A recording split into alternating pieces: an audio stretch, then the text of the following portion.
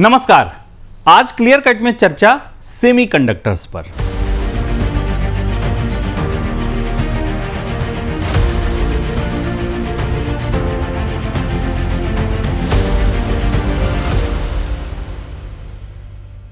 Semiconductor की बात इसलिए जरूरी है क्योंकि भारत की इंडस्ट्रियल कहानी में एक नया अध्याय खुल रहा है। सबसे पहले ताजा खबर का रुख करते हैं। गुजरात के सानंद में प्रधानमंत्री नरेंद्र मोदी ने सीजी सेमी की ओसेट फैसिलिटी का उद्घाटन किया। ये चिप की असेंबली, टेस्टिंग और पैकेजिंग वाली फैसिलिटी है। पीएम ने कहा कि भारत के युवा मेड इन इंडिया चिप से एआई, रोबोटिक्स और नेक्स्ट जनरेशन टेक्नोलॉजी को पावर करेंगे। उन्होंने ये भी कहा कि भारत का लक्ष्य चिप डिजाइन से लेकर फैब्रिकेशन और पैकेजिंग तक का सेमीकंडक्टर इकोसिस्टम बनाना है। लेकिन क्लियर कट सवाल सिर्फ ये नहीं है कि सानंद में प्लांट खुल गया। सवाल ये है, क्या इंडिया उस सिलिकॉन रेस में उतर रहा है जिसने ताइवान को स्ट्रेटेजिक पावर बनाया, साउथ कोरिया को मेमोरी जाइंट बनाया, चाइना को टेक वॉर में झोंक दिया और अमेरिका को चिप्स एक्ट लाने पर मजबूर कर दिया। क्योंकि आने वाली दुनिया में ताकत सिर्फ ऑयल, आर्मी या डॉलर से नहीं बनेगी, ताकत बनेगी चिप से। आज क्लियर कट में 6 बड़े सवालों का जवाब ढूंढेंगे। पहला सवाल, चिप इतनी जरूरी क्यों है? दूसरा सवाल, ताइवान की पुरानी चिप कहानी भारत को क्या सिखाती है? तीसरा सवाल, दुनिया की चिप पावर अभी किन देशों के हाथ में है? चौथा सवाल, भारत अभी चिप की पूरी कड़ी में कहां खड़ा है? पांचवा सवाल, सानंद, धौलेरा, आसाम और झेवर के प्लांट्स का असली मतलब क्या है? और छठा सवाल, क्या भारत सच में चिप मैन्युफैक्चरिंग में बड़ा प्लेयर बन सकता है? नमस्कार, मैं हूं शुभम शंकरधर, आप देख रहे हैं क्लियर कट। तो सबसे पहले हाथ मिलाइए एक अदृश्य सभ्यता से। आपके हाथ में स्मार्टफोन है, आपकी जेब में यूपीआई चलाने वाला आईफोन है, हॉस्पिटल में एमआरआई मशीन लगी है, आपकी चमचमाती इलेक्ट्रिक कार है, बॉर्डर पर खड़ा मिसाइल डिफेंस सिस्टम, स्पेस में घूमता सैटेलाइट, फार्म में लगा स्मार्ट सेंसर और एआई से जवाब देता चैटबॉट। क्या इन सब में कोई समानता है? ये सब अलग अलग दुनिया की चीज़ें हैं। फ़ोन कंज्यूमर प्रोडक्ट है, इलेक्ट्रिक कार ऑटोमोबाइल है, एमआरआई मशीन हेल्थ केयर है, मिसाइल डिफेंस है, सैटेलाइट स्पेस टेक्नोलॉजी है, एआई डिजिटल दुनिया है। लेकिन इन सबके भीतर एक अदृश्य धड़कन चलती है, चिप। एक छोटी सी सिलिकॉन चिप, इतनी छोटी कि उंगली के नाखून पर आ जाए, लेकिन इतनी ताकतवर कि उसके बिना कार रुक सकती है, हॉस्पिटल मशीन बंद हो सकती है, मिसाइल अंधा हो सकता है, सैटेलाइट चुप सकता है और एआई सिर्फ खाली स्क्रीन बनकर रह सकता है। हम सब एक नई सभ्यता में रह रहे हैं। इसे सिलिकॉन सिविलाइजेशन कहा जा सकता है। इस सभ्यता की सड़कें दिखाई नहीं देती, सीमाएं नक्शे पर नहीं बनती, तेल पेट्रोलियम नहीं सिलिकॉन है, करेंसी सिर्फ डॉलर नहीं डेटा है, और इसकी सबसे बड़ी फैक्ट्री धुआं छोड़ती चिमनियों में नहीं, बेहद साफ सुथरे क्लीन रूम में बनती है। कभी दुनिया ऑयल रूट्स पर लड़ती थी, आज दुनिया चिप्स रूट्स पर लड़ रही है। कभी सवाल था आपके पास क्रूड ऑयल है, अब सवाल है किसके पास कंप्यूट है। कभी समुद्र में ऑयल टैंकर रुकता था तो दुनिया घबराती थी, आज ताइवान स्ट्रेट में टेंशन बढ़ती है तो पूरी टेक्नोलॉजी इकोनॉमी की धड़कन तेज हो जाती है। क्योंकि अब चिप सिर्फ कंपोनेंट नहीं है, चिप डिप्लोमेसी है, चिप इंश्योरेंस है, चिप बार्गेनिंग पावर है, चिप नेशनल सिक्योरिटी है। और इस बात को सबसे पहले बहुत गहराई से समझा था ताइवान ने। ताइवान का किस्सा थोड़ा सा पुराना है, 1970 के दशक की बात है। एशिया का एक छोटा सा आइलैंड ताइवान, न तेल, ना बहुत बड़ा डोमेस्टिक मार्केट, ना सुपर पावर जैसी मिलिट्री इमेज, ऊपर से चाइना का लगातार बना हुआ प्रेशर। दुनिया के डिप्लोमेटिक मैप पर ताइवान हमेशा अनिश्चितता में खड़ा था। लेकिन ताइवान ने अपनी सिक्योरिटी सिर्फ टैंक, मिसाइल और फाइटर जेट में नहीं ढूंढी, ताइवान ने अपनी सिक्योरिटी सिलिकॉन में ढूंढी। उसने सोचा, अगर दुनिया की सबसे ज़रूरी टेक्नोलॉजी हमारी फैक्ट्रीज से निकलेगी तो दुनिया हमें इग्नोर नहीं कर पाएगी। और यहीं से शुरू हुई ताइवान की सेमीकंडक्टर यात्रा। ताइवान का चिप मिरेकल प्राइवेट सेक्टर से शुरू नहीं हुआ, इसकी शुरुआत गवर्नमेंट बैक्ड रिसर्च से हुई। ताइवान के आईटीआरआई ने टेक्नोलॉजी ट्रांसफ़र की राह बनाई, फिर शिंचू साइंस पार्क बना, गवर्नमेंट ने मॉरिस चैंग जैसे लीडर को बुलाया, 1987 में TSMC बनी और अगले कुछ दशकों में ताइवान ने TSMC, UMC, ASE, मीडियाटेक जैसे नामों के साथ दुनिया का सबसे स्ट्रेटेजिक चिप क्लस्टर खड़ा कर दिया। अब सोचिए, एक छोटा सा आइलैंड, एक कांस्टेंट सिक्योरिटी थ्रेट, एक अनसर्टेन डिप्लोमेटिक स्टेटस, और जवाब क्या चुना? सेमीकंडक्टर। क्योंकि ताइवान ने समझ लिया था जिस टेक्नोलॉजी के बिना दुनिया की इकोनॉमी नहीं चल सकती, उसे बनाना सबसे बड़ी सिक्योरिटी है। आज ताइवान दुनिया के 90% से ज़्यादा लीडिंग एज चिप्स बनाता है। TSMC अकेले लीडिंग एज लॉजिक प्रोडक्शन में 80% से ज़्यादा हिस्सा रखता है। यानी दुनिया का प्रीमियम स्मार्टफोन हो, AI सर्वर हो, एडवांस प्रोसेसर हो, कहीं ना कहीं ताइवान की फैक्ट्री की छाप मिलती है। ताइवान ने दुनिया को सिर्फ चिप्स नहीं बेची, ताइवान ने दुनिया को अपनी स्ट्रेटेजिक रेलेवेंस बेच दी। और अब 50 साल बाद इंडिया एक अलग लेकिन बहुत बड़े मुहाने पर खड़ा है। इंडिया ताइवान नहीं है, इंडिया छोटा आइलैंड नहीं है। इंडिया के पास बड़ा मार्केट है, बड़ी पॉपुलेशन है, बड़ी डिजिटल इकोनॉमी है, 3 लाख से ज़्यादा चिप डिज़ाइन इंजीनियर्स हैं। लेकिन प्रॉब्लम यह है, फ़ोन हमारा, कार हमारी, EV हमारी, डेटा सेंटर हमारा, AI का एम्बिशन हमारा, डिफेंस सिस्टम हमारा, लेकिन चिप बाहर से आती है।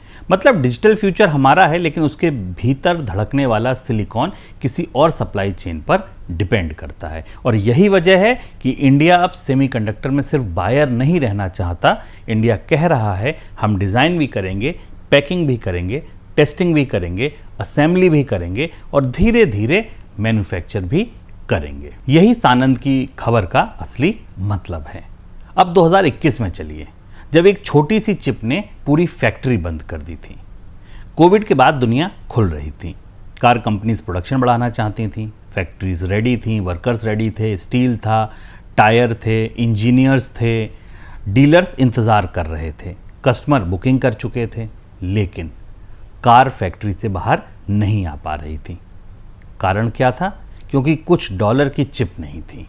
एक छोटी चिप, इतनी छोटी कि उंगली के नाखून पर आ जाए, लेकिन उसके बिना लाखों रुपए की कार फैक्ट्री से बाहर नहीं आ सकती थी। 2021 की चिप शॉर्टेज की वजह से ग्लोबल ऑटो कंपनीज को करीब $210 बिलियन रेवेन्यू का लॉस हुआ। यानी कुछ डॉलर की चिप ने अरबों डॉलर की ऑटो इंडस्ट्री रोक दी।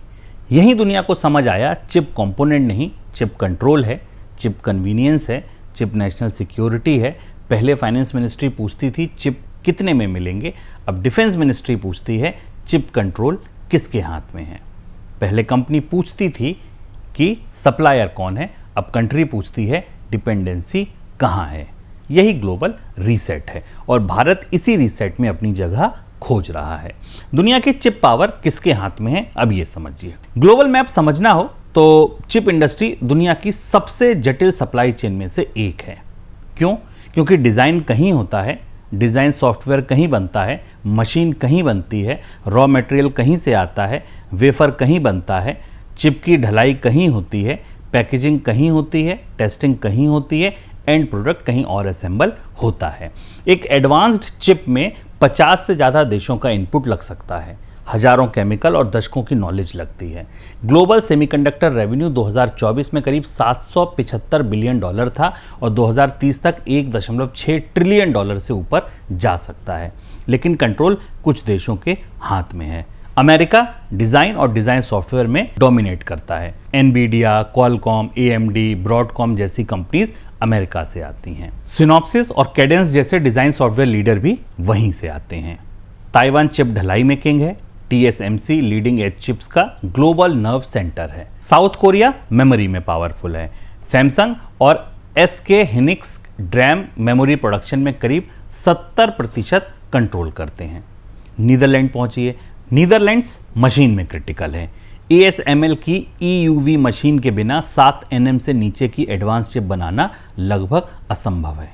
एक ऐसी मशीन करीब $380 मिलियन की होती है और उसके लिए कई साल की वेटिंग हो सकती है।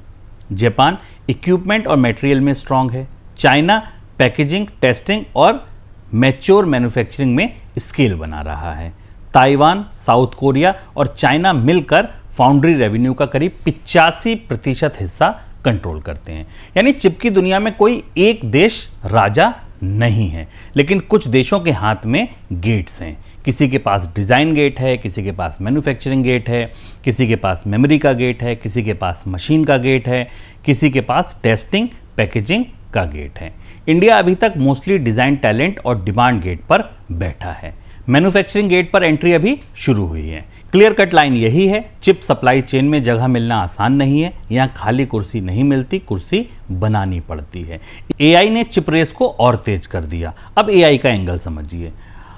आज हर कंपनी एआई की बात कर रही है, chatbot, cloud, data centre, AI factory, GPU. लेकिन एआई का रियल इंजन क्या है?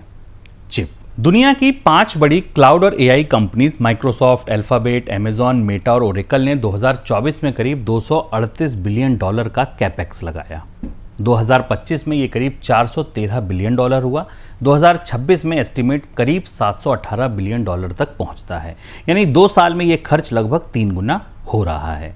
एनवीडिया का डेटा सेंटर रेवेन्यू वित्त वर्ष 2023 में $15 बिलियन था। 2026 में $194 बिलियन हो गया।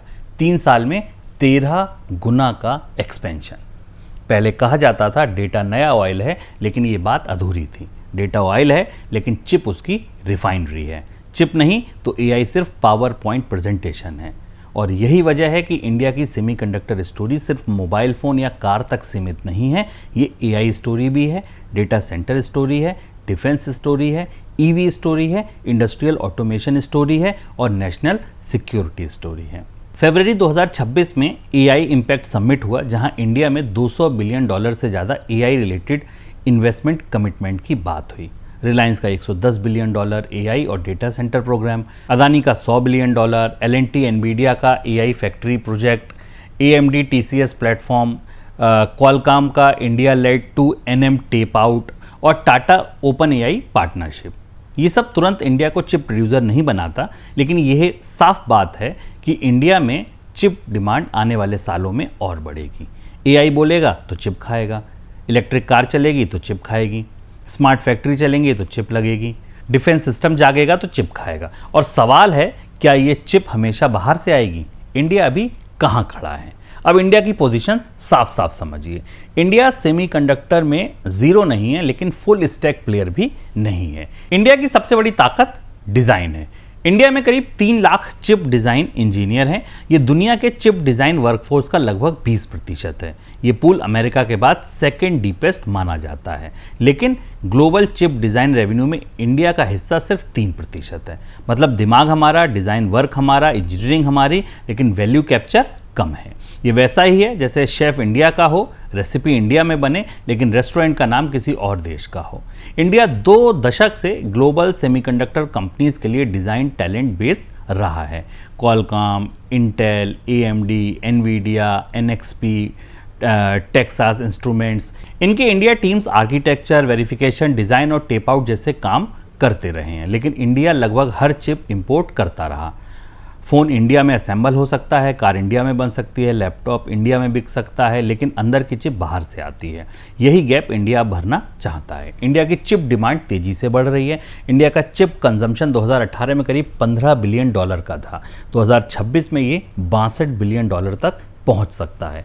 2031 तक ये $155 बिलियन तक जा सकता है। यानी डिमांड 5 साल में डबल से ज़्यादा हो सकती है। अब सवाल सिंपल है, अगर इंडिया $155 बिलियन की चिप कंज्यूम करेगा तो क्या ये सब कुछ इंपोर्ट होगा, या कुछ डिज़ाइन, पैकेजिंग, टेस्टिंग और मैन्युफैक्चरिंग इंडिया से भी करेगा?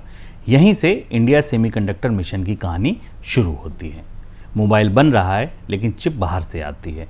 अब एक और important angle, India electronics manufacturing में बहुत तेज़ी से बढ़ा। इंडिया का इलेक्ट्रॉनिक्स प्रोडक्शन 2016 से 2024 के बीच करीब 15% के CAGR से बढ़कर $115 बिलियन तक पहुंचा है। मोबाइल फ़ोन प्रोडक्शन वित्त वर्ष 2015 में 58 मिलियन यूनिट था, 2024 में 330 मिलियन यूनिट हो गया। गवर्नमेंट का टारगेट वित्त वर्ष 2031 तक इलेक्ट्रॉनिक प्रोडक्शन को $500 बिलियन तक ले जाने का है। सुनने में शानदार है, लेकिन असली सवाल है, वैल्यू एडिशन कितना है? डोमेस्टिक वैल्यू एडिशन 18 से 20% पर अटका हुआ है। मतलब इंडिया में फ़ोन असेंबल हो रहा है, लेकिन फ़ोन के बिल ऑफ मटेरियल का करीब 80% हिस्सा अभी भी इंपोर्ट होता है। Chips, display, camera, memory, power management ICs, net electronic import वित्त वर्ष 2024 में $60 बिलियन थे, जो इंडिया के गुड्स ट्रेड डेफिसिट का 1/4 हिस्सा थे। यानी हम फ़ोन बना रहे हैं, फ़ोन के भीतर का दिमाग बाहर से ला रहे हैं। एप्पल इंडिया में 15 से 20% ग्लोबल आईफोन प्रोडक्शन असेंबल कर रहा है और कैलेंडर ईयर 2026 तक ये करीब 25% तक जा सकता है। लेकिन उस आईफोन के अंदर की हर चिप अमेरिका में डिज़ाइन होती है, ताइवान में बनती है, मलेशिया या ताइवान में पैक होती है और फिर इंडिया में कंपोनेंट बनकर आती है। यही इंडिया की इलेक्ट्रॉनिक स्टोरी का गैप है। हमने असेंबली पकड़ी, अब हमें सिलिकॉन पकड़ना है।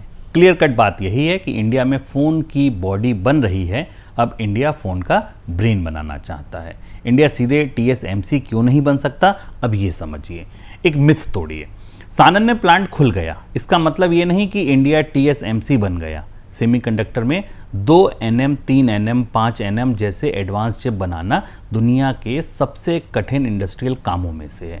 इसमें दशकों की नॉलेज चाहिए, बिलियंस ऑफ डॉलर्स का इन्वेस्टमेंट चाहिए, क्लीन रूम्स चाहिए, ultra pure water, reliable power, expensive machines, process, yield control करना, कस्टमर का क्वालिफिकेशन, ये सब कुछ ज़रूरी है। और सबसे बड़ी बात, ट्रस्ट चाहिए। सेमीकंडक्टर में लगभग ठीक जैसी कोई चीज़ नहीं होती, या चिप काम करेगी या स्क्रैप बनेगी। इसलिए इंडिया सीधे सबसे ऊपर वाली मंजिल पर नहीं चढ़ सकता। इंडिया एंट्री गेट से आ रहा है। एंट्री गेट है ओसेट और मैच्योर नोड्स। ओसेट यानी outsource semiconductor assembly and testing. Hindi में बोलें तो चिप की असेंबली, पैकेजिंग और टेस्टिंग। ATMP भी लगभग यही काम है, असेंबली, टेस्टिंग, मार्किंग और पैकेजिंग। सरल भाषा में चिप बनाने के बाद उसे पैक करना, टेस्ट करना, मार्क करना और यूजेबल प्रोडक्ट बनाना। ये ग्लैमरस नहीं लगता, लेकिन यही मैन्युफैक्चरिंग की पहली सीढ़ी है। इंडिया की स्ट्रॉन्गेस्ट एंट्री अपॉर्चुनिटी ओसेट और मैच्योर नोड फाउंड्री में है। इंडिया सेमीकंडक्टर मिशन 28 से 110 नैनोमीटर वाली मैच्योर चिप और ओसेट पर फोकस कर रहा है। यही वह सेगमेंट है जो ऑटो, इंडस्ट्रियल और कंज्यूमर इलेक्ट्रॉनिक्स में सबसे ज़्यादा काम आता है। Mature nodes global wafer capacity का करीब 56% है। मैच्योर नोड्स क्या है, इसे आसान भाषा में भी समझ लेते हैं। ये सबसे नई AI GPU वाली चिप नहीं है, लेकिन यही chip car, scooter, washing machine, inverter, smart meter, telecom equipment, industrial machine, defence, electronics और EV सिस्टम में लगती है। यानी इंडिया अभी सुपर कार इंजन नहीं बना रहा, पहले कंट्रोल यूनिट, सेंसर और पावर चिप्स बनाना चाहता है, जिसके बिना रोजमर्रा की इकोनॉमी नहीं चलती। ये कम ग्लैमरस है लेकिन प्रैक्टिकल है। हर देश को शुरुआत आईफोन प्रोसेसर से नहीं करनी चाहिए, कई बार शुरुआत स्कूटर की चिप से होती है और वही इंडस्ट्रियल बेस बनती है। सानंद का असली मतलब क्या है? सेमी की ओसेट फैसिलिटी सानंद में शुरू हुई। ये प्रोजेक्ट करीब 7,500 करोड़ रुपए इन्वेस्टमेंट वाला बताया गया। फैसिलिटी की current capacity 20 crore unit annually है, जिसे आगे 500 करोड़ यूनिट्स तक एक्सपेंड करने की योजना बताई गई है। ये सिर्फ रिबन कटिंग नहीं है, क्योंकि इंडिया सेमीकंडक्टर में लंबे समय तक अनाउंसमेंट सुनता रहा। अब सवाल है, प्रोडक्शन होगा या नहीं? सानंद कहता है प्रोडक्शन शुरू हो रहा है। पीएम ने इसे इंडिया के सेमीकंडक्टर इकोसिस्टम का बड़ा स्टेप बताया। पीएम ने यह भी कहा कि इंडिया प्रोडक्ट, कंपोनेंट और सेमीकंडक्टर तक पूरी वैल्यू चेन बना रहा है और यंग इंडियंस को सेमीकंडक्टर और AI रिवॉल्यूशन का मौका नहीं चूकना चाहिए। अब इस फैसिलिटी का असली मतलब क्या है? ये फ्रंट एंड चिप फैब्रिकेशन नहीं है, ये ओसेट फैसिलिटी है, यानी चिप की पैकेजिंग और टेस्टिंग। लेकिन यही इंडिया की मैन्युफैक्चरिंग जर्नी का स्टार्टिंग ब्लॉक है, क्योंकि सेमीकंडक्टर इकोसिस्टम एक दिन में नहीं बनता। पहले पैकेजिंग आती है, फिर टेस्टिंग कैपेबिलिटी आती है, फिर कस्टमर आते हैं, फिर सप्लायर आते हैं, फिर मटेरियल इकोसिस्टम आता है, फिर इंजीनियर ट्रेन होते हैं, फिर प्रोसेस डिसिप्लिन बनता है, फिर फैब्स सस्टेनेबल होती है। सेमीकंडक्टर में हर प्लांट एक स्कूल भी होता है। सानंद इंडिया की चिप क्लासरूम है। अब बात करते हैं इंडिया के चिप मैप की। धौलेरा, आसाम, झेवर बड़े प्रोजेक्ट्स हैं। इंडिया में 12 अप्रूव्ड सेमीकंडक्टर्स यूनिट हैं, 2 फैब्स और 10 ATMP और ओसेट यूनिट्स। इनमें 6 मेजर फैसिलिटीज़ का इन्वेस्टमेंट $18.8 बिलियन है और टोटल अप्रूव्ड पाइपलाइन $21 बिलियन से ज़्यादा है। सबसे बड़ा प्रोजेक्ट है टाटा PSMC फैब धौलेरा गुजरात वाला। इन्वेस्टमेंट करीब $11 बिलियन। ये इंडिया का फ्लैगशिप वेफर फैब्रिकेशन बेट है। ये प्रोजेक्ट लगभग 50% बिल्ट है और फर्स्ट चिप दिसंबर 2026 टारगेट है। ये 28 से 110 नैनोमीटर वाली मैच्योर लॉजिक और एनालॉग चिप पर फोकस करेगा। दूसरा टाटा ओसेट जो आसाम में है, इन्वेस्टमेंट करीब $3.3 बिलियन। ये सिर्फ सेमीकंडक्टर प्रोजेक्ट नहीं है, ये नॉर्थ ईस्ट को हाई टेक मैन्युफैक्चरिंग मैप पर लाने की कोशिश है। तीसरा माइक्रोन ATMP सानंद, इन्वेस्टमेंट करीब $2.75 बिलियन। ये फरवरी 2026 में ऑपरेशनल हुआ है। चौथा GC सेमी ओसेट सानंद, इन्वेस्टमेंट करीब $0.87 बिलियन, अब कॉमर्शियल प्रोडक्शन स्टोरी में शामिल है। पांचवा केन सेमी कॉन का सानंद प्रोजेक्ट, इन्वेस्टमेंट करीब $0.40 बिलियन। ये मार्च 2026 में ऑपरेशनल हुआ। छठा प्रोजेक्ट HCL ग्रुप फॉक्सकॉन झेवरवाला, इन्वेस्टमेंट करीब $0.44 बिलियन, ग्राउंड ब्रोकन फरवरी 2026 में। ऑपरेशनल टारगेट क्या है? कैलेंडर ईयर 2028 में। अब मैप देखिए, गुजरात में धौलेरा और सानंद, आसाम में जागेरोड, यूपी में झेवर। इंडिया सेमीकंडक्टर स्टोरी सिर्फ बेंगलोर डिज़ाइन सेंटर की कहानी नहीं रहना चाहती, ये मैन्युफैक्चरिंग ज्योग्राफी बनना चाहती है। अगर ये सक्सेसफुल हुआ तो ये सिर्फ चिप नहीं बनाएगा, ये इंडस्ट्रियल क्लस्टर्स बनाएगा, जॉब्स बनाएगा, सप्लाई इकोसिस्टम बनाएगा, सप्लायर्स के लिए आसानी होगी, स्किल पाइपलाइन बनेगी और धीरे धीरे इंडिया को ग्लोबल सप्लाई चेन में जगह दिलाएगा। स्टेट्स की रेस भी शुरू हो गई है। इस पूरी कहानी में स्टेट्स इंपॉर्टेंट हैं। स्टेट लेवल इंसेंटिव्स का चार्ट बहुत इंटरेस्टिंग है। गुजरात ने सेमीकंडक्टर प्रोजेक्ट्स के लिए सेंट्रल सब्सिडी के ऊपर 40% additional capital support, power tariff subsidy, water support और EPF रिम्बर्समेंट जैसी सुविधाएं दी हैं। माइक्रोन केन्स, CG सेमी और टाटा PSMC जैसे प्रोजेक्ट गुजरात गए हैं और सानंद GIDC को इंडिया का डिफैक्टो सेमीकंडक्टर हब कहा जा रहा है। असम ने टाटा ओसेट अट्रैक्ट किया, यूपी ने HCL फॉक्सकॉन JV झेवर अट्रैक्ट किया, तमिलनाडु में एप्पल EMS इकोसिस्टम और कंपोनेंट बेस है, कर्नाटक डिज़ाइन टैलेंट का बड़ा हब है, NXP, AMD, अप्लाइड मटेरियल जैसे नेम्स वहाँ R&D और डिज़ाइन एक्टिविटी से जुड़े हैं। यानी ये सिर्फ सेंट्रल गवर्नमेंट की पॉलिसी नहीं है, ये स्टेट्स की इंडस्ट्रियल रेस भी है। पहले स्टेट्स कार फैक्ट्री के लिए कॉम्पीट करते थे, अब स्टेट चिप फैक्ट्री के लिए कॉम्पीट कर रहे हैं। पहले सवाल होता था कौन सा स्टेट ऑटो हब बनेगा, अब सवाल है कौन सा स्टेट सिलिकॉन हब बनेगा। पॉलिसी क्या कर रही है? सेमीकंडक्टर में बिना गवर्नमेंट पॉलिसी कोई कंट्री बहुत दूर नहीं जा सकती। अमेरिका चिप एक्ट लाया, यूरोप चिप एक्ट लाया, जापान ने सपोर्ट दिया, कोरिया ने K-चिप्स प्रोग्राम किया, चाइना ने बिग फंड बनाए, इंडिया ने इंडिया सेमीकंडक्टर मिशन बनाया। 2022 के बाद US, EU, Japan, Korea, China और इंडिया ने सेमीकंडक्टर इंसेंटिव्स में $600 बिलियन से ज़्यादा अनाउंसमेंट किए हैं। यानी ये फ्री मार्केट रेस नहीं है, ये सब्सिडी की रेस है, ये सिक्योरिटी की रेस है, ये सप्लाई चेन की भी रेस है। इंडिया सेमीकंडक्टर मिशन में फैब्स और पैकेजिंग के लिए 50% सेंट्रल सब्सिडी का फ्रेमवर्क है। स्टेट सपोर्ट के साथ कुछ प्रोजेक्ट्स में टोटल सपोर्ट 60 से 75% तक पहुंच जाता है। ISM 1.0 का काम था प्लांट बनवाना और साबित करना कि इंडिया एग्जीक्यूट कर सकता है। ISM 2.0 का लक्ष्य ज़्यादा बड़ा है, equipment, materials, rare earth, talent, IP और कंप्यूट तक पूरा इकोसिस्टम बनाना। अब सवाल है इतनी सब्सिडी क्यों? क्योंकि चिप प्लांट नॉर्मल फैक्ट्री नहीं है, ये कैपिटल का कुआं है, टाइम का कुआं है, प्रिसीशन का कुआं है और पेशेंस का कुआं है। इसमें पहले पैसा लगता है, रेवेन्यू बाद में आता है, प्रॉफिट और बाद में आता है, ट्रस्ट सबसे बाद में आता है। सरकारें अब चिप फैक्ट्रीज को वैसे देख रही हैं जैसे कभी पोर्ट, रेलवे और ऑयल रिजर्व्स को देखती थी। प्राइवेट कंपनी फैक्ट्री बनाती है लेकिन पीछे नेशन स्टेट खड़ा होता है। चिप बिजनेस में पैसा कहाँ बनता है ये समझिए। एक इंपॉर्टेंट इन्वेस्टर और बिजनेस एंगल यही है। चिप की दुनिया में अलग अलग बिजनेस मॉडल की अलग अलग इकोनॉमिक्स है। EDA IP सॉफ्टवेयर यानी डिज़ाइन सॉफ्टवेयर और इंटेलेक्चुअल प्रॉपर्टी में ग्रॉस मार्जिन करीब 86% तक हो सकता है। जी हाँ, फैबलेस डिज़ाइन कंपनीज में ग्रॉस मार्जिन करीब 65% है। प्योर प्ले फाउंड्री यानी ढलाई जो चिप की होती है, इसमें ग्रॉस मार्जिन करीब 55% है, लेकिन उन्हें रेवेन्यू का 30% से ज़्यादा फिर से कैपिटल में लगाना पड़ता है।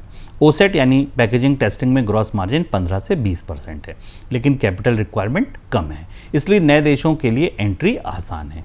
इसे सिंपल भाषा में समझिए, चिप की दुनिया में सबसे ज़्यादा मलाई डिज़ाइन और सॉफ्टवेयर में है, सबसे मुश्किल इंडस्ट्रियल डिसिप्लिन फैब्रिकेशन में है, और लेट एंट्रेंट्स देशों के लिए प्रैक्टिकल एंट्री पैकेजिंग और टेस्टिंग में है। इंडिया इसी गेट से अंदर आ रहा है। ये बुद्धिमानी है, क्योंकि अगर कोई बच्चा स्कूल में पहले दिन ही पीएचडी थीसिस लिखने बैठ जाए तो गलती बच्चे की नहीं, गाइडेंस की है। इंडिया पहले अल्फ़ाबेट सीख रहा है, फिर गोल पूरा लैंग्वेज सीखने का है। अब इंडिया की ताकत क्या है ये समझ लीजिए। इंडिया की सेमीकंडक्टर स्टोरी 5 बड़ी ताकत के साथ खड़ी है। पहली है डिज़ाइन टैलेंट, 3 लाख से ज़्यादा chip design engineer, global design workforce का करीब 20%, ये इंडिया का सबसे बड़ा कार्ड है।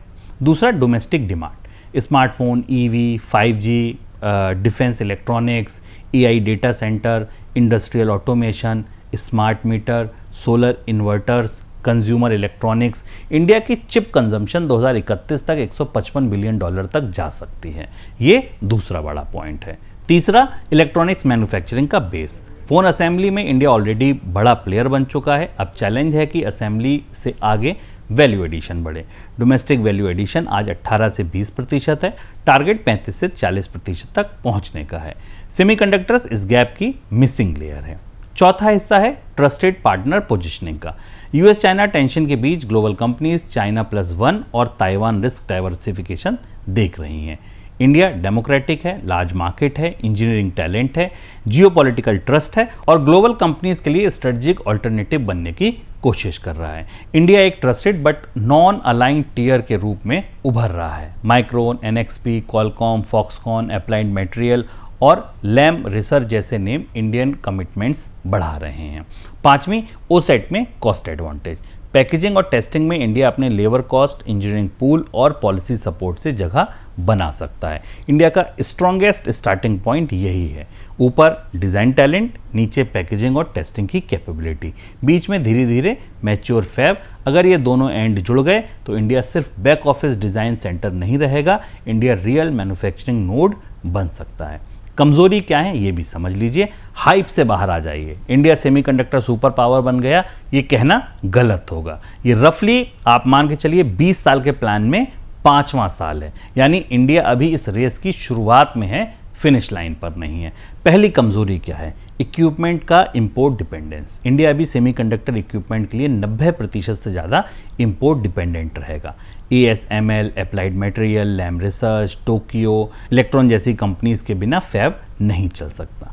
दूसरी कमजोरी केमिकल्स और गैसेस। चिप फैब्रिकेशन में 30 से ज़्यादा प्रोसेस गैसें लगती हैं। इम्प्योरिटी टॉलरेंस पार्ट पर बिलियन और पार्ट्स पर ट्रिलियन तक चाहिए। इंडस्ट्रियल ग्रेड गैस से चिप नहीं बनती। चिप के लिए हवा भी स्पेशल चाहिए, पानी भी स्पेशल चाहिए, केमिकल भी स्पेशल चाहिए। भारत इसके लिए डिपेंडेंट है। तीसरी कमजोरी सिलिकॉन वेफर। सिलिकॉन वेफर में इंडिया की इंपोर्ट डिपेंडेंस लगभग 100% है। स्पेशलिटी केमिकल में 92%, इलेक्ट्रॉनिक ग्रेड गैसेज में 75%, इक्विपमेंट में 98% तक डिपेंडेंसी बताई गई है। चौथी कमजोरी लीडिंग एज एब्सेंस। इंडिया अभी 7 nm से नीचे की लीडिंग एज गेम में नहीं है। AI GPU, advance smartphone, processor, HMB memory, ये अभी इंडिया की इमीडिएट स्टोरी नहीं है। पांचवी कमजोरी एग्जीक्यूशन रिस्क। अनाउंसमेंट करना आसान है, फैब बनाना मुश्किल है, चलाना उससे भी मुश्किल है, यील्ड स्टेबलाइज करना सबसे मुश्किल है, कस्टमर क्वालिफिकेशन लेना और मुश्किल है।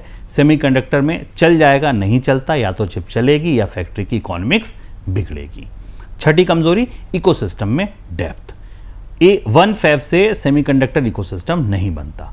सप्लायर चाहिए, केमिकल्स चाहिए, गैसेस चाहिए, सबस्ट्रेट्स चाहिए, टूल मेंटेनेंस चाहिए, इंजीनियर चाहिए, टेक्नीशियन चाहिए, उसके बाद आपको यूनिवर्सिटीज़ चाहिए, कस्टमर्स चाहिए। सेमीकंडक्टर फैक्ट्री अकेली बिल्डिंग नहीं होती, पूरी इंडस्ट्रियल सिविलाइजेशन उसके साथ जुड़ी होती है। मटेरियल और केमिकल असली हिडन स्टोरी सेमीकंडक्टर की यही है। सेमीकंडक्टर की स्टोरी में सबसे कम चर्चा केमिकल्स और गैसेस की होती है, लेकिन यही असली टेस्ट है। इंडिया के लिए नियर टर्म में स्पेशलिटी गैसेस और केमिकल लोकलाइज करना सबसे ज़रूरी है और सबसे अचीवेबल गैप भी है। इक्विपमेंट बनाना मुश्किल है क्योंकि ASML, लैम, अप्लाइड मटेरियल जैसे जाइंट्स से मुकाबला करना पड़ेगा, लेकिन केमिकल और गैसेस में इंडिया के पास एग्जिस्टिंग मैन्युफैक्चरिंग बेस है। एक बात याद रखिए, चिप सिर्फ सिलिकॉन से नहीं बनती, चिप प्योरिटी से बनती है। अगर केमिकल में इम्प्योरिटी आ गई तो चिप खराब, अगर गैस में प्योरिटी कम हुई तो चिप खराब, अगर पानी अल्ट्रा प्योर नहीं हुआ तो चिप खराब। चिप फैक्ट्री में धूल का एक कण भी करोड़ों का नुकसान कर सकता है। सेमीकंडक्टर में सफाई हाउसकीपिंग नहीं है, सेमीकंडक्टर में सफाई टेक्नोलॉजी है। यही वह जगह है जहां इंडिया को लंबे समय तक काम करना होगा। स्टार्टअप इकोसिस्टम भारत का अगला मौका होगा। स्टार्टअप इकोसिस्टम का भी इंपॉर्टेंट एंगल है। इंडिया में 130 से ज़्यादा सेमीकंडक्टर स्टार्टअप का जिक्र है, जिन्होंने करीब $150 मिलियन रेस किया है। ये डीप टेक के लिहाज से शुरुआती लेकिन इंपॉर्टेंट मोमेंट है। ये स्टार्टअप किस में मौका देख सकते हैं? डिज़ाइन आईपी में, पावर चिप्स में, ऑटोमेटिव चिप्स में, इंडस्ट्रियल चिप्स में, डिफेंस इलेक्ट्रॉनिक्स में, सेंसर्स में, इंटरनेट ऑफ थिंग्स में, इंपोर्ट सब्स्टिट्यूशन प्रोडक्ट में। लेकिन यहाँ भी कॉशन ज़रूरी है। चिप स्टार्टअप ऐप स्टार्टअप नहीं होता, यहाँ आइडिया से प्रोडक्ट तक सालों लगते हैं। Testing, prototype, tape out, foundry access, customer qualification, capital, patience. India के लिए बड़ा मौका ये है कि डिज़ाइन टैलेंट अब सिर्फ सर्विस वर्क से प्रोडक्ट कंपनीज में बदल जाए। आज हमारे इंजीनियर दुनिया की चिप डिज़ाइन करते हैं, कल इंडियन स्टार्टअप अपनी चिप डिज़ाइन कर सकते हैं। परसों वे चिप इंडिया में पैकेज और टेस्ट कर सकते हैं और धीरे धीरे इंडिया अपनी फेबलेस चिप कंपनीज बना सकती है। लेकिन ये 2 साल की कहानी नहीं है, ये 10-20 साल की स्टोरी है। अब ग्लोबल पीयर्स से इंडिया ने क्या सीखा या क्या सीख सकता है? ताइवान से लेसन है धैर्य और गवर्नमेंट सीडेड रिसर्च का। ITRI से TSMC तक दशकों लगे। Research institute, science park, technology transfer, talent और कस्टमर ट्रस्ट ने मिरेकल बनाया। साउथ कोरिया से लेसन है डोमेस्टिक चैंपियंस का। सैमसंग और SK हाइनिक्स ने मेमोरी में बड़ा बेट लिया, डाउनटर्न में भी इन्वेस्ट किया, गवर्नमेंट सपोर्ट मिला और आज कोरिया मेमोरी में सुपर पावर है। मलेशिया और सिंगापुर से लेसन है FDI फर्स्ट प्रैग्मेटिज्म का। Packaging, testing, electronic manufacturing, global companies, operational discipline. China से लेसन है स्किल ज़रूरी है लेकिन क्लोज्ड मॉडल रिस्क है। चाइना ने बिग फंड, सब्सिडीज और डोमेस्टिक सेल्फ सफिशिएंसी पुश से स्केल बनाया, लेकिन एक्सपोर्ट कंट्रोल ने लिमिट भी दिखा दी। इंडिया का मॉडल हाइब्रिड है, ताइवान से रिसर्च और क्लस्टर, कोरिया से डोमेस्टिक चैंपियंस, मलेशिया सिंगापुर से FDI और पैकेजिंग क्लस्टर, चाइना से स्केल का लेसन लेकिन क्लोज्ड मॉडल से दूरी। इंडिया कह रहा है मैं ओपन भी रहूंगा, स्ट्रेटेजिक भी रहूंगा, फॉरेन चैंपियंस भी लाऊंगा, डोमेस्टिक कंपनीज भी बनाऊंगा, पैकेजिंग टेस्टिंग से शुरू करूंगा, शुरू कर दिया है। मैच्योर फैब तक जाऊंगा, डिजाइन टैलेंट को प्रोडक्ट कंपनीज में बदलूंगा। ये रास्ता सही है लेकिन लंबा है। सेमीकंडक्टर में इंस्टेंट कॉफी नहीं बनती, ये धीमी आंच की इंडस्ट्रियल बिरयानी है, जल्दी की तो चावल कच्चा रह जाएगा। अब आम आदमी को इससे क्या फर्क पड़ेगा? व्यूअर पूछेगा मुझे इससे क्या, मेरे फोन में क्या बदलेगा, मेरी कार में क्या बदलेगा, मेरी जॉब में क्या बदलेगा? पहला फर्क जॉब्स। चिप प्लांट डायरेक्ट और इनडायरेक्ट जॉब बनाते हैं। Operators, engineers, clean room technician, maintenance, quality control, supply chain, logistic, gases, chemical, equipment service, training, ये सब कुछ इसी से जुड़ा है। दूसरा फर्क है इलेक्ट्रॉनिक वैल्यू एडिशन का। इंडिया आज मोबाइल फ़ोन असेंबल करता है लेकिन वैल्यू एडिशन लिमिटेड है। अगर चिप, कंपोनेंट, पैकेजिंग और डिज़ाइन इंडिया में आए तो इलेक्ट्रॉनिक एक्सपोर्ट बढ़ सकता है। तीसरा फर्क इंपोर्ट बिल का। आज इलेक्ट्रॉनिक्स इंपोर्ट और चिप इंपोर्ट इंडिया के ट्रेड डेफिसिट पर दबाव डालते हैं। अगर लोकल वैल्यू एडिशन बढ़ी तो लॉन्ग टर्म में ट्रेड बैलेंस पर असर पड़ेगा। चौथा फर्क national security. Defence, electronics, telecom, power grid, EVs, AI data centre, drone, satellite, medical device, in critical areas में डोमेस्टिक कैपेबिलिटी होना नेशनल सिक्योरिटी है। चिप सिर्फ बिजनेस नहीं, चिप सॉवरेनिटी है। जिस देश के पास चिप नहीं उसके पास डिजिटल भविष्य नहीं, उधार का भविष्य है। अब इन्वेस्टर एंगल समझते हैं। थीम अच्छी, स्टॉक अलग सवाल। बोनस के ऑडियंस के लिए यह बात जरूरी है। सेमीकंडक्टर थीम बहुत अट्रैक्टिव है लेकिन हर सेमीकंडक्टर स्टॉक अच्छा इन्वेस्टमेंट नहीं होता। इक्विटी सिक्योरिटी की हाल में एक रिपोर्ट आई जिसमें CG पावर और केन्स टेक्नोलॉजी को मैन्युफैक्चरिंग बिल्ड से डायरेक्ट एक्सपोजर वाले लिस्टेड नाम में शामिल किया गया, लेकिन दोनों पर रेटिंग रिड्यूस दी गई। सीजी पावर का प्राइस टारगेट 875 और केन्स का 3100 रुपये बताया गया। ये बहुत ज़रूरी डिस्टिंक्शन है। थीम स्ट्रांग हो सकती है, स्टॉक महंगा हो सकता है, बिजनेस फ्यूचर में बड़ा हो सकता है, वैल्यूएशन आज ही फ्यूचर मान चुकी हो सकती है। इन्वेस्टर को 3 सवाल पूछने चाहिए। पहला, कंपनी वैल्यू चेन में कहाँ है? डिज़ाइन में, पैकेजिंग टेस्टिंग में, इक्विपमेंट में, केमिकल में, गैस में, इलेक्ट्रॉनिक में, मैन्युफैक्चरिंग में या पावर इलेक्ट्रॉनिक्स में। दूसरा, रेवेन्यू कब आएगा? प्लांट बनना अलग बात है, प्रोडक्शन आना अलग, कस्टमर अप्रूवल अलग, प्रॉफिट आना अलग। तीसरा, वैल्यूएशन क्या है? सेमीकंडक्टर वर्ड सुनकर शेयर खरीदना वैसा ही है जैसा एआई सुनकर हर कंपनी को एनवीडिया समझ लेना। एनवीडिया एक है, बाकी बहुत लोग प्रेजेंटेशन में जीपीयू बनाते हैं। भारत कहाँ पहुँच सकता है? अनुमान है कि 2030 तक इंडिया वैल्यू चेन में, चिप वैल्यू चेन में 8 में से 4 स्टेज में मीनिंगफुल प्रेजेंस बना सकता है। पहला, चिप डिज़ाइन, दूसरा पैकेजिंग टेस्टिंग, तीसरा मैच्योर नोड फाउंड्री खासकर धौलेरा जैसे प्रोजेक्ट के जरिए, चौथा अपस्ट्रीम मटेरियल और केमिकल जहां इकोसिस्टम इमर्ज हो सकता है, लेकिन इक्विपमेंट मैन्युफैक्चरिंग अभी शुरुआती रहेगी। 7 nm से नीचे की लीडिंग एज फाउंड्री एब्सेंट रहेगी, यानी 2030 तक भी इंडिया ताइवान नहीं बनेगा, लेकिन इंडिया जीरो से मीनिंगफुल नोड बन सकता है। और ये छोटी मोटी बात नहीं है। चिप वर्ल्ड में एंट्री लेना बड़ी बात है, क्योंकि यहाँ एंट्री फी मनी से नहीं ट्रस्ट से चुकानी पड़ती है। अब कुछ सवाल जो आपके मन में तैर रहे होंगे। पहला सवाल, क्या इंडिया अब चिप बनाएगा? हाँ, शुरुआत पैकेजिंग टेस्टिंग और मैच्योर नोड चिप से है।